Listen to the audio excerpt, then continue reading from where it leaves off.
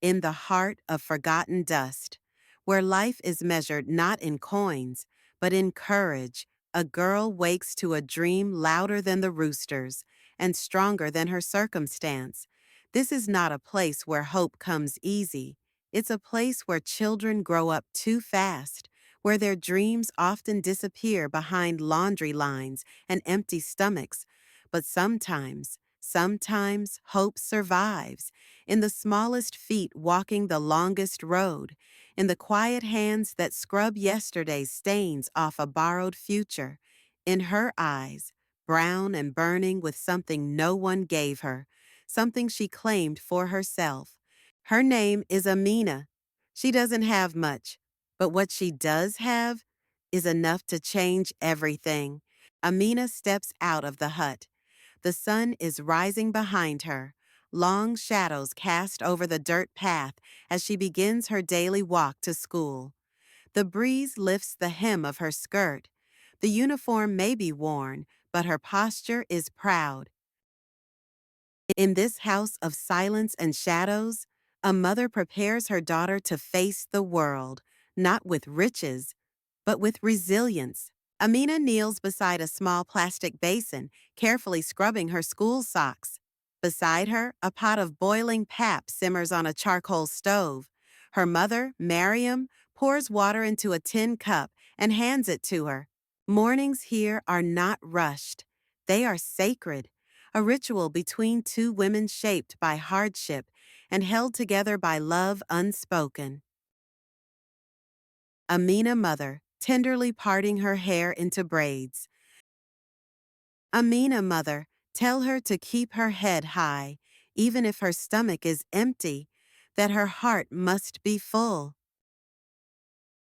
Amina nods without speaking. She looks into a small piece of broken mirror hung on the wall. Her reflection is uneven, but her eyes remain steady.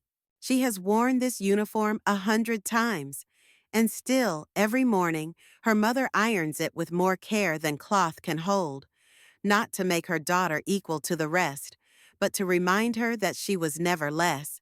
Her uniform may not shine, but today it carries the weight of two hearts, one that dreams and one that never stopped believing. The road to school is not paved with promise. It is long, it is hot, and it does not care if your feet are tired, but still she walks.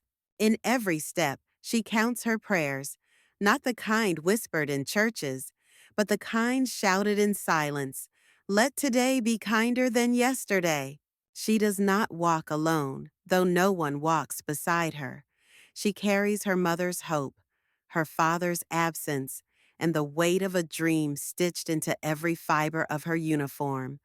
Another group of students ahead laugh among themselves, wearing crisp, new uniforms, polished shoes. They glance back at her. Boy whispers to his friend, "Here comes Patch Patch." They laugh. Amina hears them. Her step falters, but only for a moment. Amina reaches the school gates. A large sign reads, Starlight International Academy. She pauses, wipes the dust from her skirt, inhales deeply, then steps through. A school is meant to be a place of learning, but for some, it's a battlefield, not of fists or fire, but of whispers, silence, and eyes that look and then look away. Amina walks slowly down the hall. Her head is slightly bowed, but her steps are steady. She clutches her books tightly. Students move around her, in pairs and groups. No one greets her. Some nudge one another and point. A girl in lip gloss giggles and nudges her friend. A girl tell a friend, "Can you believe she still wears that? That uniform looks like it's from 1990, and they laugh, loud enough for Amina to hear. Her silence is not weakness. It is armor, forged by 100 days like this one, and worn by a girl who's learning to walk through flames. A school is meant to be a place of learning, but for some, it's a battlefield, not of fists or fire, but of whispers, silence, and eyes that look and then look away. A girl tell a friend, Can you believe she still wears that?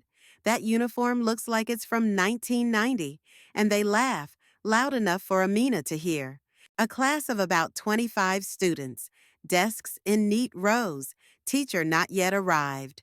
Amina walks in and looks around. Empty desks, but none welcoming.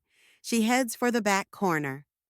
They sting, they echo, not just in the ear, but in the chest, where a child hides their softest parts. They may not see it yet, but the girl they mock will one day stand where they never imagined. But first, she must survive the shadows of this uniform. Amina begins to withdraw. She starts avoiding eye contact, skipping lunch, and hesitating to answer in class despite her intelligence. Zara posts a cruel photo of Amina online with the caption, "Rag Girl." The post goes viral among the students. Amina breaks down in the restroom, crying silently. A kind-hearted teacher, Miss Adana, notices and starts mentoring Amina. She encourages her to join the school debate team. Amina joins the debate team reluctantly. She finds her voice through powerful speeches. A quiet, nerdy boy named Joshua befriends her. They rehearse after school. Amina grows more confident, channeling her pain into purpose. Her speech is on "Dignity is not bought," inspired by her life. Zara and her clique sabotage her speech file, but Joshua had made a backup. Amina delivers her speech at the regional debate competition and wins. Her speech goes viral online. News blogs call her the girl who rose. The school principal apologizes publicly for not addressing the bullying sooner. Amina is awarded a full scholarship through university. Amina's bullies, especially Zara, face disciplinary action and are forced to attend anti-bullying counseling. Amina is interviewed on national TV. She says, "Poverty isn't shame, cruelty is. I wore my old uniform with pride because it carried my dreams." The camera zooms out from Amina giving a TED-style talk years later. She is now a celebrated youth activist and motivational speaker. Sometimes, the ones in shadows carry the brightest light. All they need is someone to believe in them and a moment to rise.